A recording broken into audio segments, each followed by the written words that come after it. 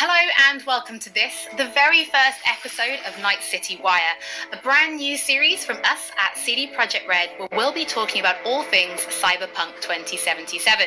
For today's episode, we'll be starting with a brand new trailer. One of our developers will be joining us to help unpack everything you're going to see. We'll have some news, an announcement about a secret collaboration. We'll be taking a look at some braindance gameplay and welcoming back our developers just to have a chat about everything you're going to see. But there is one more thing. Media all over the world have been getting hands-on with Cyberpunk 2077, and when this episode finishes, you'll be able to go and check out exactly what they thought. So, let's get started. It is time to take a look at our brand new trailer, and after that, our lead quest designer, Pavel Sasko, will be joining us, because I've got a feeling you're going to have a few questions after watching this. So, let's take a look.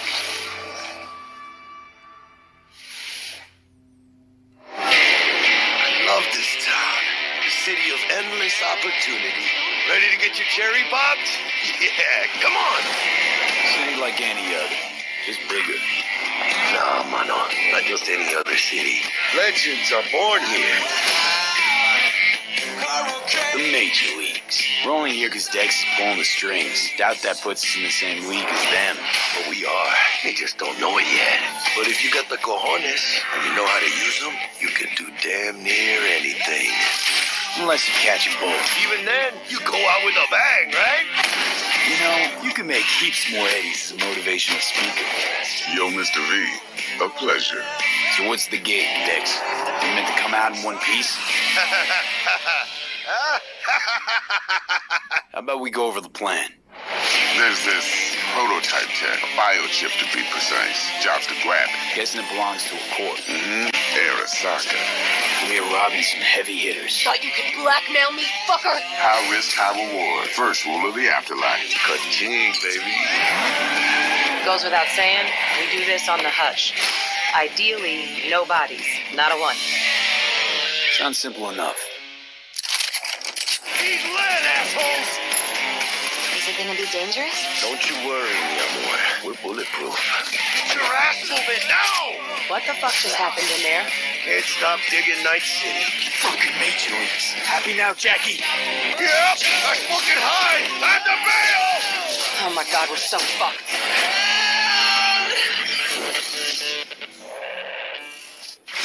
Dex, what the fuck? Damn risk it, V. And you, who are you? Ah! Fuck.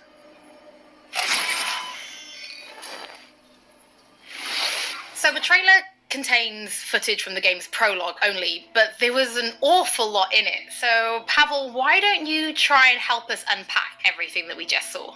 Oh yeah, I mean, absolutely, I can try. So, what you have just seen is only the prologue of the game. So, that awesome stuff is only happening in the first few quests. What the trailer shows you is really our stage, the Night City. You know, this gigantic city built of 6 completely unique districts, surrounded by the 7th one that we call the Badlands. As a player, you are meeting Jackie. Jackie's your friend. Now, they together are trying to reach out for something that is very precious. They are trying to reach out for this chip of immortality, this gateway to eternal life. Jackie introduces you to Fixer Dexter Deshawn. He's a very important person in the social ladder of Cyberpunk. He is able to provide the player with various jobs and contracts to be able to gather money, to be able to modify their bodies, push themselves to the limits, to put their hands on the chip. But as you can expect, not everything goes as planned, and but to see it, you will have to play the game.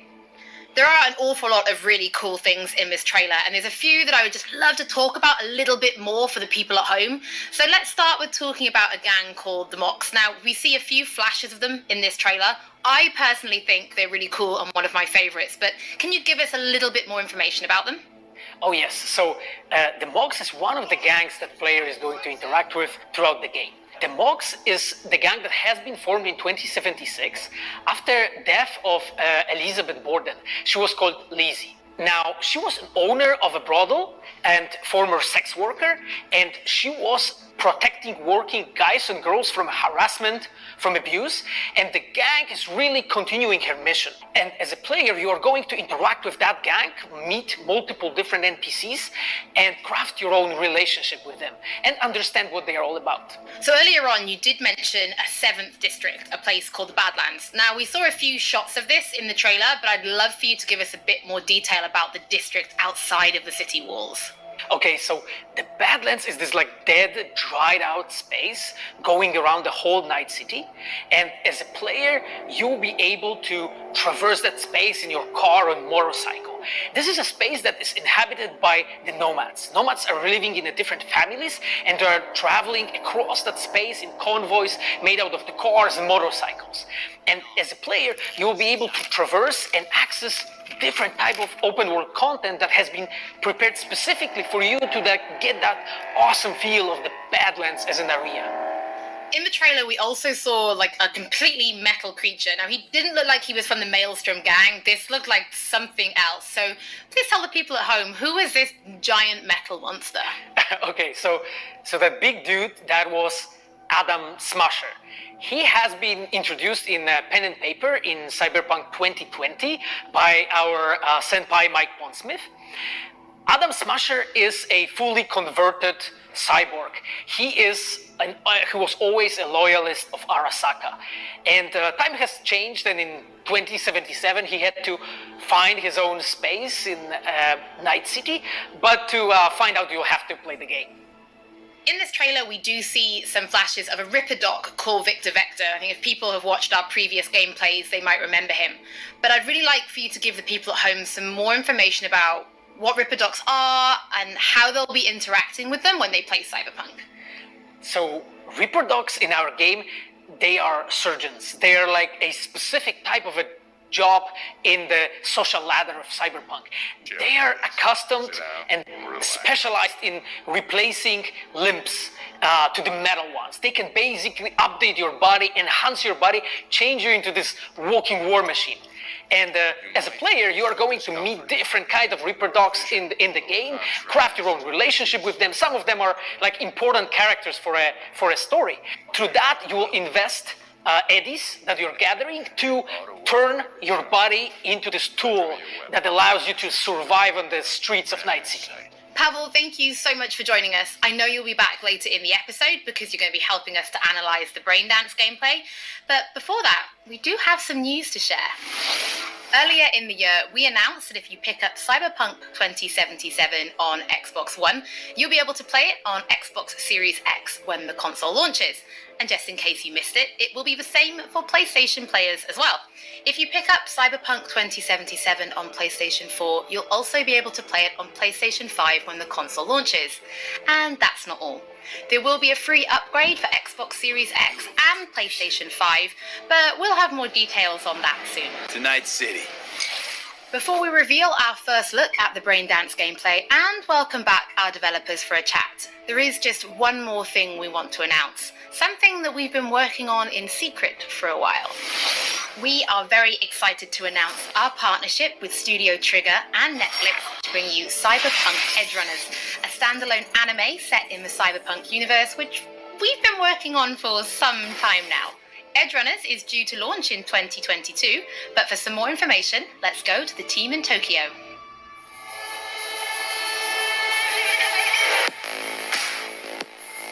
Hi, my name is Saya Elder. I am the Japan-based producer for Cyberpunk Edgerunners. What I do basically on this project is that I am a fixer, to put it in the words of the Cyberpunk universe. We are a game company. We are a bunch of nerds, and wherever there are nerds, there's going to be anime fans. So it was always a dream for us to make anime. When we began this project, we were certain that we didn't want to make a recreation of the game. Cyberpunk Edgerunners is a standalone story set in the same universe. The stage is still Night City, but everything else is totally new. New characters, new story. I do like to think that it's going to be a great gateway for newcomers to come and check Cyberpunk game and also the Cyberpunk genre as a whole. Right now we're in Nakano, which is one of the biggest anime meccas of the world. I'm going to take you to Studio Trigger right now because we have the wonderful opportunity to talk to the Dream Team that will be bringing you this anime. こんにちは。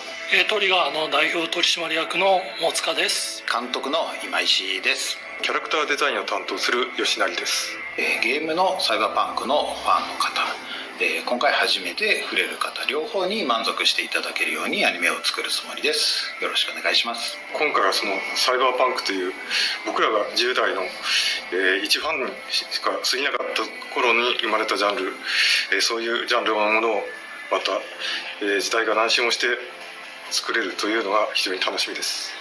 トリガーも10年ということで、監督に今石、キャラクターデザインに吉成というトリガーの最強の武人で、トリガー10周年にふさわしい作品にしていきたいと思います。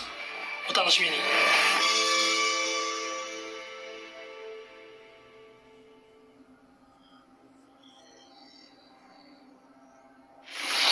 Now it is time to show you some gameplay of Braindance. This is a feature that you'll experience when you play Cyberpunk 2077. Braindance is essentially a recording of somebody else's experience. It allows you to relive their sense of sight, smell, touch, and even hearing, all thanks to a special device. After the gameplay, I will be welcoming back Pavel Sasko, and will also be joined by Patrick Mills, our senior quest designer and all-round lore master, who will be helping to answer your questions and give you some explanation on how you'll be interacting with Braindance when you play Cyberpunk 2077. So, let's take a look. Plan simple. Do nothing odd. Don't get creative. You go in, snatch the cash, get out. And we sell the BD to those psycho freaks from the studio. Got it. And remember, everything on full blast. They'll spot us extra for a wicked adrenaline high. Okay, on you go.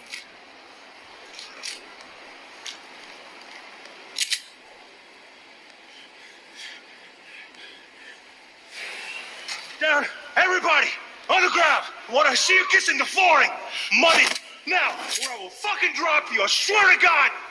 Well, yeah, hey, now, before I blow your fucking head off!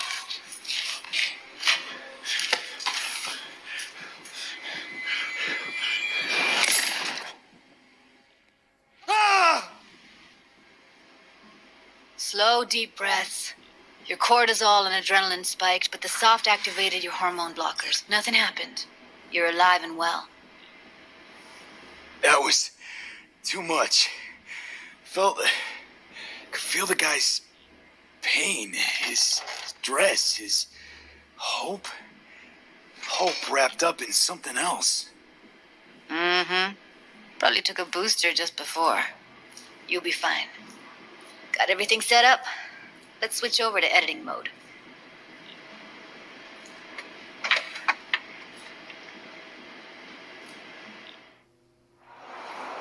I'll sever the link to the BD Roller's sensory array. You'll be able to look around freely. Whole scene's yours. Full cam control in analysis mode, so move around, zoom in and out, whatever else you come up with. Think of it as your own little sandbox. So, analysis mode, you control playback. Can even pause when you feel the need. Then you use the editor console to unpause. Try it. Plan simple. Do nothing odd. Don't get creative. You go in, snatch the cash, get out. And we sell the BD to those psycho freaks from the studio. Got it. Dream as hell, right? Well, that's not all. You can speed things up or rewind, whatever you like. Give it a try. Rewind, roll it back to the top.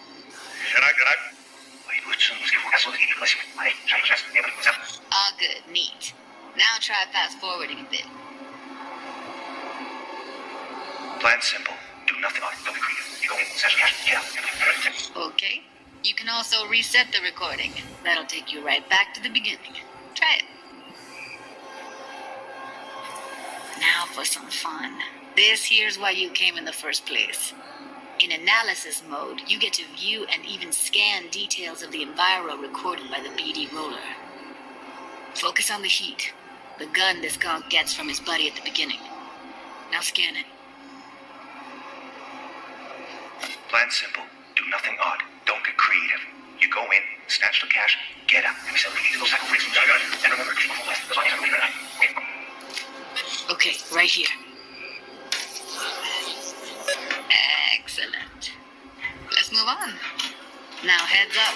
In analysis mode, you can ferret out background noise and conversations if the roller got close enough. This tech records everything, every little detail, even the sights and sounds the roller was never aware of. To see the sources of the recorded sensory signals, switch to the audio layer in the editor. Go ahead and try that now. Okay, good. Now you should see several sound signatures in the store. Choose one and hone in on it. Pack of 6, case of Brosif, and a couple of zappers. Okay, we have a deal today on 2 flavors, Cuddy and Surfing. Everybody, on the... So, any thoughts? Unbelievable. Seriously, like what's happening right next to me. Yeah, it's how BD recording implants work. They pick up everything, all the elements in the background. Then an editor tweaks them, makes them pop. Keep playing with the sound, explore it a bit. We'll move on when you get bored. I want to see you kissing the flooring. Money. Net. Sometimes you can analyze extra layers in the raw, stuff the roller's cyberware picked up. Like what? Ev's got Kiroshi optics that grab infrared, meaning you should be able to grab heat signatures from her recording. Huh. Hella nice. Scanning works on peeps, too. Walk up to the wounded chick. Try scanning her. Alright, next thing. Scroll forward to the part where our artist gets a lead injection. Or I will fucking drop you, I swear to God! Well, now, fucking head off!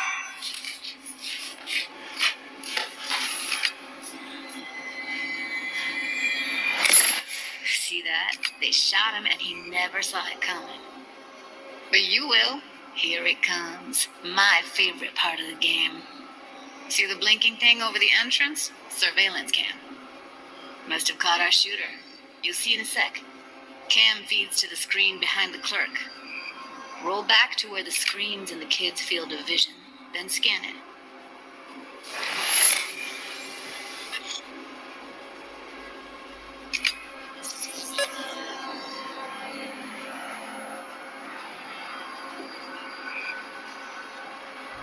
His own Chumba shot him. Probably planned to all along. Must have got a nice slice of cred on the black market for a BD like this. BD freaks are ready to pay a preem for a real flatline. Anyway, if you've seen enough, you can exit.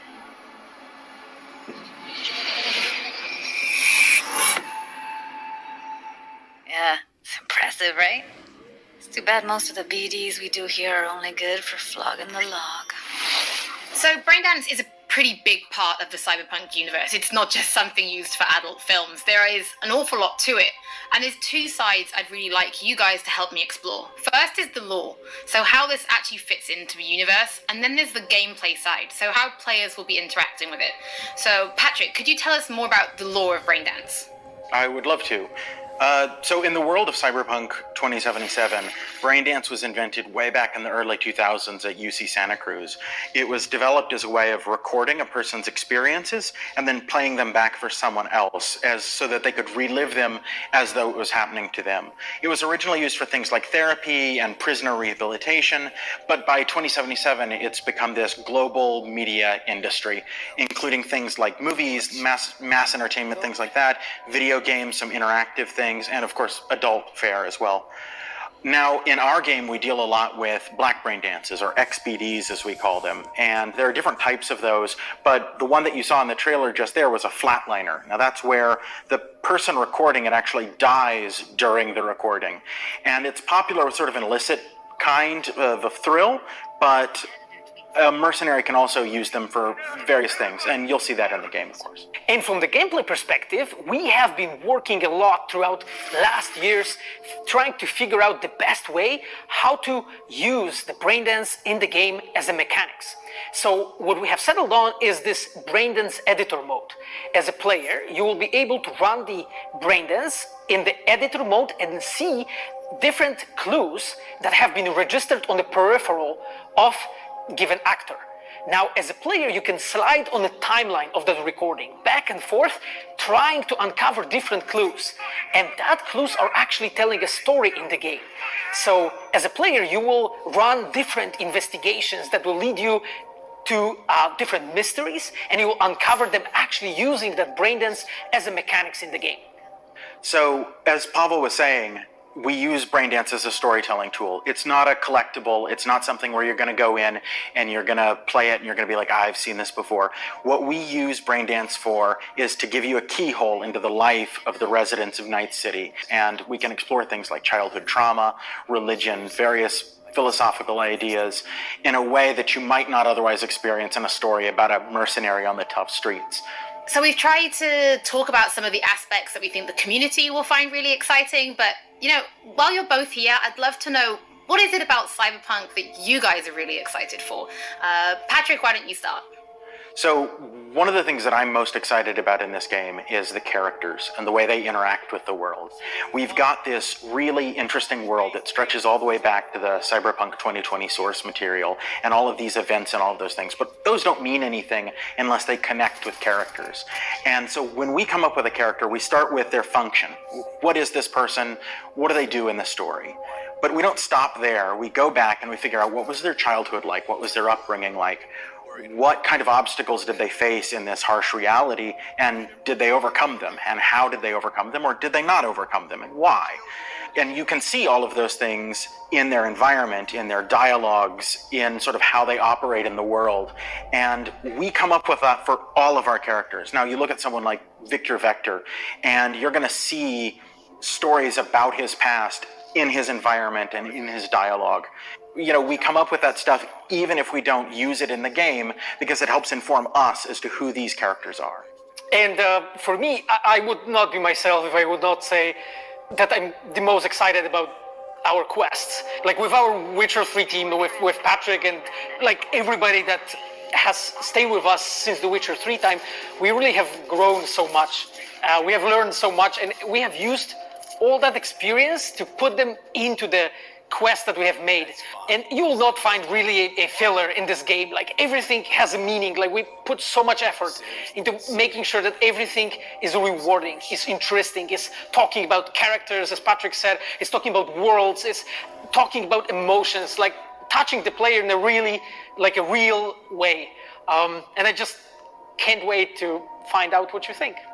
Pavel, I know you mentioned story and quests and writing quests, and when I was last in the studio, I had a look and I saw a notebook on your desk, and I would love for you to show everybody this notebook. Okay, Holly, I mean, you asked for it. So this is my notebook. It says Salsa Quest Designer. The reason is because I dance salsa, and I'm a quest designer, so you know. So I started this notebook actually when we were really starting Cyberpunk. At the very beginning, I wrote like a first note, and it says pretty much something along the lines of that we're starting with a prototype. And then, you know, I kept on basically noting things that we've been working on for like next years. I remember once when our concept artists actually approached me and they said that they want to take a look on my notebook. And I was like, what for actually? And they took some pictures and they told me, yeah, well, you know, because we are looking for a reference material for notes of a psychopathic killer. so yeah, well, you may find maybe some of my notes in the game. Pavel and Patrick, thank you so much for joining me. I'm pretty lucky because I have read some of the stories that you and the team have written for Braindance, and I'm pretty excited for people to discover them. But before we do finish today's episode, there is just one more thing we'd like to talk about. Earlier in this episode, I mentioned that media have been getting hands-on with the opening of Cyberpunk 2077, and they should be posting their impressions right about now. And if you missed anything from today's episode, don't worry, we'll be uploading everything to our channels very soon. And finally, on behalf of everybody at CD Projekt Red, we just want to say thank you so much for joining us for this very first episode of Night City Wire. But don't worry, we'll be back with episode 2 in just a few weeks. So, we shall see you soon.